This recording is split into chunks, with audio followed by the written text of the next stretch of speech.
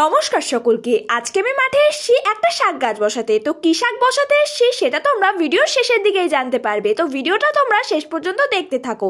আর এখানে দেখো পটলের মাচার পাশে লঙ্কার চারা বসানো হয়েছিল। লঙ্কার চারার পাশাপাশিও এখানে বোনা হয়েছিল লাল শাকের বীজ। আর তার থেকেই দেখো কত সুন্দর লাল শাক হয়েছে। আচ্ছা, তোমরা যদি লাল শাকের উপকারিতা জেনে থাকো তাহলে কিন্তু কমেন্টে জানাতে ভুলো না যে লাল শাকের কি কি উপকারিতা আছে। আর আমি এই লাল শাক দেখতে দেখতে একটা জিনিস দেখতে পেয়ে গেলাম। এই জিনিসটা কি তোমরা যদি কেউ জেনে থাকো তাহলে কিন্তু কমেন্টে জানাতে ভুলো না। আর এখানে দেখো আমি ওই শাক গাছটা বসানোর জন্য জায়গাটা একটু পরিষ্কার করে মাটিতে জল দিয়ে নিলাম। এই যে সেই শাকের চারা যেটা বসানোর জন্য আজকে আমি মাঠে এসেছি। তো তারপরে দেখো এখানে আমি নিরুন দিয়ে 3 জায়গায় একটু মাটিটা খুঁড়ে নিলাম, কারণ আমার কাছে রয়েছে 3টে চারা, সেই জন্য আমি 3 জায়গার মাটিটা খুঁড়ে নিয়েছি। তারপর আমি 3 জায়গায় এই কুলেখাড়া শাক গাছের চারা বসিয়ে নিলাম। আমার হাতে যেহেতু ফোন ছিল তাই বসানোর সময় তোমাদেরকে আর ভিডিওতে দেখাতে পারলাম না। তারপর আবার একটু আমি এই গাছগুলোতে জল দিয়ে নিলাম। তো এই ছিল আজকের ভিডিওটি ভালো লেগে থাকলে একটা লাইক করে আমার চ্যানেলটিকে সাবস্ক্রাইব করতে ভুলো না।